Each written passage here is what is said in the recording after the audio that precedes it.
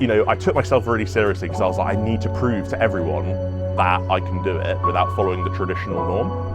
And he just said to me, he was like, I need your help. Like, let's get on board. Let's see what we can do together. It's just the idea of not being scared. Like, these big things come along the way. You just realize what an impact you have. I think that impact is the realization of like. My name is Alex. I'm the co-founder of My Event Concierge, and we specialize in curating amazing experiences for self-catering guests across the UK. So that could be anything from corporate retreats, which is something that we're kind of venturing into, all the way to 60th, 70th. I've had a 90th birthday party recently, and that's really what our main focus is just providing amazing experiences through murder mystery evenings, private chefs, bringing them all together for everyone to have a good time, basically. How did you get into this? That is a great question. So my co-founder founded the business at the worst possible time to found a business, which was 2020, right before lockdown, where events went down the toilet. And my kind of background is in like CRO website optimization. And we'd worked together previously through some other businesses. And he just said to me, he was like, I need your help. Like, let's get on board. Let's see what we can do together. So that's how I got into it, just purely from looking at the website, suggesting how we could improve it. And we were like, we need to work together more closely on this. So that's how the business kind of started. And from there, it kind of grew year on year. And I think originally it began with, just starting small, building up some small partnerships. It was completely bootstrapped. We've never had any investment. And Alex originally started just by speaking to venues, getting on the phone, building some relationships, true old-fashioned business style, basically. And yeah, here we are today, 5 years, I think, 5 years down the line. Amazing. Wow, 5 years. Gone, yeah. How's it grown over the 5 years? What's the journey been like? It's interesting because I think things have changed a lot. AI's obviously come in, but I think that doesn't negate the need for people to still come together and have a good time. And we were actually just saying this here because there's a lot of talk at this event on AI and how in the next 5 to 20 years, a lot of businesses are going to be superfluous to requirement. But I'm a firm believer that actually, despite that, the growth that we've seen is as a result of building meaningful relationships with people. So picking up the phone to our partners, but also customers, speaking to them. What do they want? What are they looking for? And understanding that in depth. And I think it's just been a real learning curve, not just seeing the business grow and seeing it go from, I think now we've had over like 15,000 guests, which is nuts to think about. But from when it started, we didn't have any idea about what the industry was like. We didn't know short-term accommodation. We didn't know how many people booked each year for their hen stags celebration birthdays. To now we've got the insight and we know kind of the industry in and out. It took me a while to get to know it. It was a big learning curve, but yeah, I'd say that's the most interesting thing from growing it is like just learning a little bit more about it. What have you had to learn or unlearn about yourself through the process?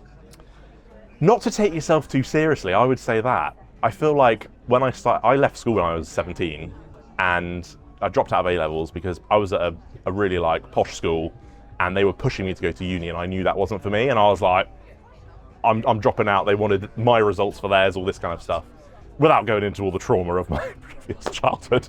But yeah, I dropped out and I thought, I took myself really seriously because I was like, I need to prove to everyone that I can do it without following the traditional norm.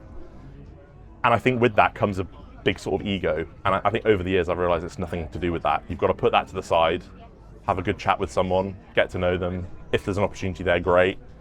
And yeah, take yourself not too seriously. That's the biggest thing I would unlearn is just, I'm a prat. Like we're all idiots, nobody knows anything.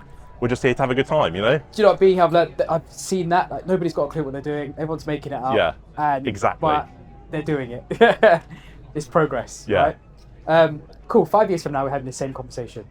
That would be 10 years for you in this business. Yeah. Where are you hoping it would have grown to? Yeah, interesting. So I think the biggest thing for us is exploring corporate retreats. So we've built a new sister agency, a part of the company, still part of the same MEC umbrella, focusing on corporate retreats. So it's called Company Offsites. And that is essentially where we know, given after COVID, that so many people are just working from home now. Teams are fractioned, they're all over the place. You've got people working internationally, even if people are working from home, they're in the office once, twice a week. And companies want to bring their teams together consistently, once every quarter, whether it's a sales incentive, whatever. And I really see that as being a big part of the future of the company. So I would like to say that in 5 years' time, we'd be in a position where we've got a good solid foundation of those corporates that are already booking with us, but continually to come to us as a reliable partner to plan those events, create great memories, retain staff. But then I guess on the event side, we'd love to, that's kind of why we're here really, is just to understand more about the investment side of things. Everything we've done is off our own minds, and so hopefully at that point in time we'll be able to raise a bit of money and see where that takes us. Paid ads will be a whole thing that we need to get into, so yeah. Well, Kev's your man. So Kev. Kev, the other one over there. Oh, the other Kev.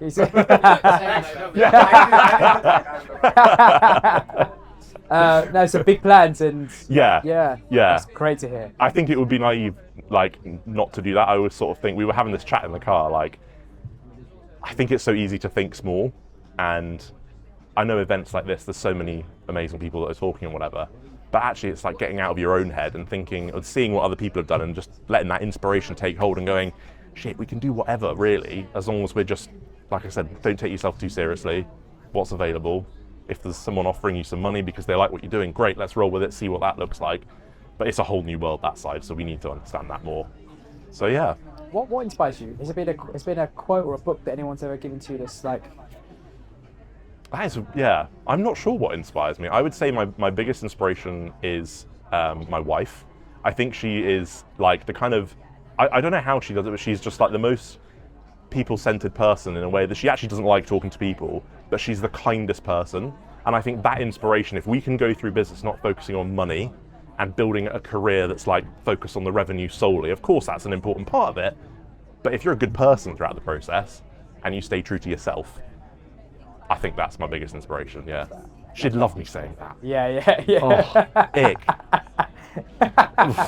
It's right, we love our wives. We love our wives too. Shout out to the boys. Yeah. Shout out to you. Love that. That's got to beat the cut. That exactly. Has to beat the cut. Yeah. Awesome, cool. So has there been a book or a quote that's, a book that you've read, or a quote that you've read that's changed your life, would you say? Or shaped the way that you do business or live life? Yeah. I think The Gruffalo is a wonderful book. Julia Donaldson is an amazing author.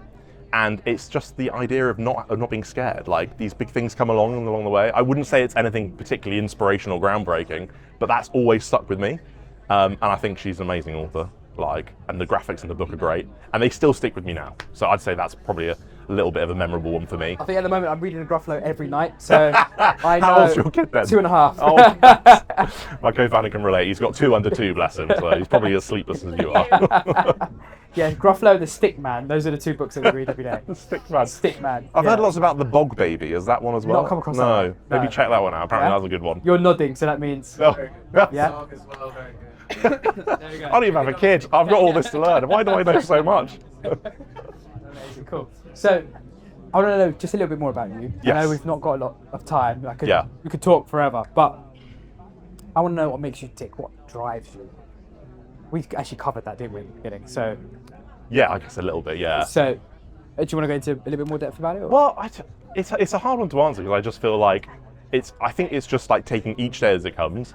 And I wouldn't really say there's like a massive, for me it's just like, with this business specifically, it's looking at where we can go and seeing that potential, and it's talking to people along the way, so people we've worked with, and you just realize what an impact you have. I think that impact is the realization of like fueling you each day to go, God, as I said, we've learned all this as we've gone along, and then there are people going, we've had an amazing time, like we want to come back, we want to book again, like weird to think that people have that off the back of it. Yeah. Great, but weird. So you've achieved a lot in the last 5 years, but also probably prior to that as well, that we don't have enough time to dig into just yet. But I guess with that question is, would the young boy you once were be proud of the man you've become today? I think he would be. I don't think he'd quite believe it in one respect, because I think I thought I'd just never get there or do it, whatever that is. Not that I'm there or done it, but whatever that's defined as. I think the idea of what I was taught success was is very different to what I feel it is. And I think that was a bit of a learning curve that took 10 years to realise. But I think he would be really proud, and I think he'd be, probably kicking me in the shin saying, can I join in? Can I join in? I was that annoying kid, just wanting to get involved in everything, so yeah. I love that. Now I've got a magic microphone. If I give you this mic, whatever you speak into it, the whole of society can hear. What's your message to the world?